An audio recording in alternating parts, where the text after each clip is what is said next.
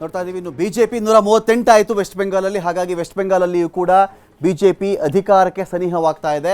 10 ಸ್ಥಾನ ಬೇಕು ಅಲ್ಲಿ ಬಿಜೆಪಿಗೆ, ಸರಳ ಬಹುಮತದ ನಂಬರನ್ನು ಅವ್ರು ನೋಡಲಿಕ್ಕೆ ಅಂತ ಹೇಳಿ. ನಾನು ಇದೀಗ ಇದೀಗ ಪ್ರಸನ್ನ ಅವರು ಇದೀಗ thank you so much Prasanna ಅವರೇ, ಸಾಕಷ್ಟು ವಿಷಯಗಳ ಬಗ್ಗೆ ಬಂದು ತಾವು ಮಾತಾಡಿದ್ದೀರಿ. ಥ್ಯಾಂಕ್ ಯು ಸೋ ಮಚ್ ನಮ್ಮ ಸ್ಟುಡಿಯೋಗೆ ಬಂದು ಈ ಒಂದು ಡಿಬೇಟಲ್ಲಿ join ಆಗಿದ್ದಕ್ಕಾಗಿ.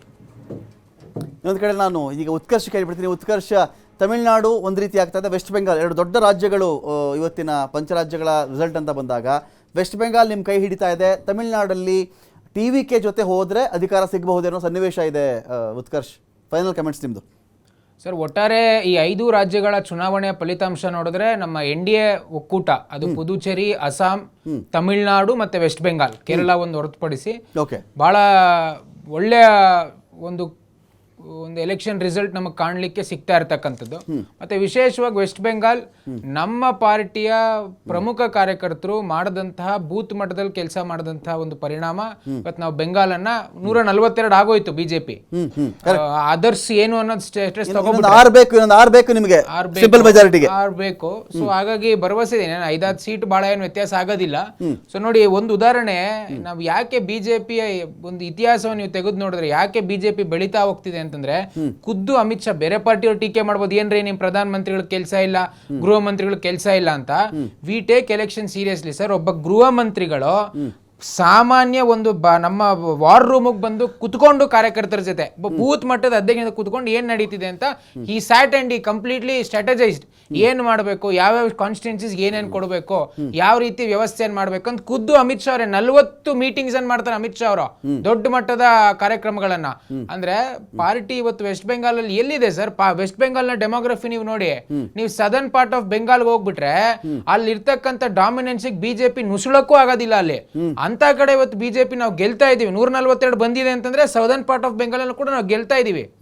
It shows how election delete ಮಾಡ್ಬಿಟ್ರು ಅಂತ ಅವ್ರು ಹೇಳೋದು.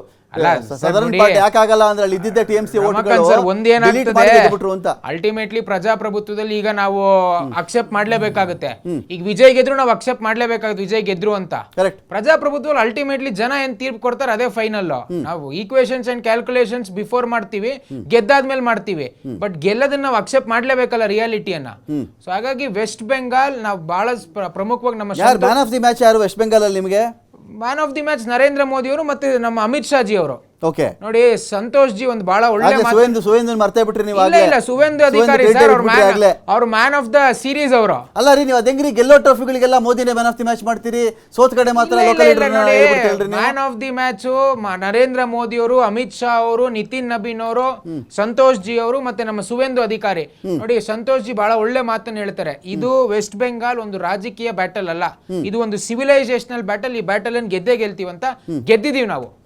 ಖಂಡಿತವಾಗ್ಲೂ ವೆಸ್ಟ್ ಬೆಂಗಾಲ್ ಅಲ್ಲಿ ಇವತ್ತು ನೋಡಿ ಬಿಜೆಪಿ ಎಲ್ಲಿದೆ ಅಂತ ಕೇಳ್ತಾ ಇದ್ರು ಬೆಂಗಾಲಲ್ಲಿ. ಇವತ್ತು ಬೆಂಗಾಲನ್ನ ನಾವು ಆಳ್ವಿಕೆ ಮಾಡೋ ಮಟ್ಟಿಗೆ ಬಿಜೆಪಿ ಬಂದಿದೆ. ಎಲೆಕ್ಷನ್ ಕಮಿಷನ್ ಪಾತ್ರ ಇದೆ ಸರ್. ಅಲ್ಲ, ಅದನ್ನ ಹೇಳಿದ್ನಲ್ಲ, ಎಲೆಕ್ಷನ್ ಕಮಿಷನ್ ಯಾರೇನೇ ಹೇಳ್ಬೋದು ಸರ್, ಬೆಂಗಾಲನ್ನ ನಾವು ಗೆಲ್ತೀವಿ ಅಂತ ಹೇಳಿದೀವಿ, ಗೆಲ್ತಾ ಇದೀವಿ ಅಷ್ಟೇ.